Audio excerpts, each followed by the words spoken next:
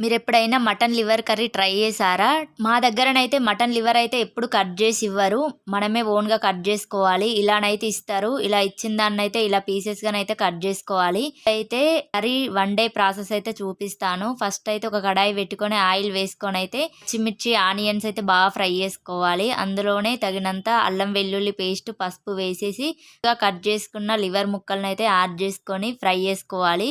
ఒక 5 minutes, 10 minutes ఇలా పెట్టుకుంటేనైతే అందులోని వాటర్ అయితే మొత్తం బయటికొచ్చేస్తుంది. ఆయిల్‌లో ఫ్రై అయిన తర్వాతనైతే తగినంత ఉప్పు, కారం, ధనియాల పొడి, గరం మసాలా వేసుకొనైతే లో ఫ్లేమ్‌లోనైతే మళ్ళీ ఒక 10 మినిట్స్ ఉడకబెట్టుకోవాలి. ఇందులోనైతే ఇప్పుడైతే టీ గ్లాస్‌లో సగం వాటర్ అయితే యాడ్ చేసుకోవాలి. ఈ వాటర్ యాడ్ చేసుకొనైతే మళ్ళీ లో ఫ్లేమ్‌లో ఒక 5 మినిట్స్ పెట్టుకుంటేనైతే చాలా బాగా కుక్ అయితది. ఈ లివర్ కర్రీ అయితే కుక్కర్‌లో వేయడం అయితే అవసరం లేదు. గిన్నెలో వండినా సరిపోతుంది.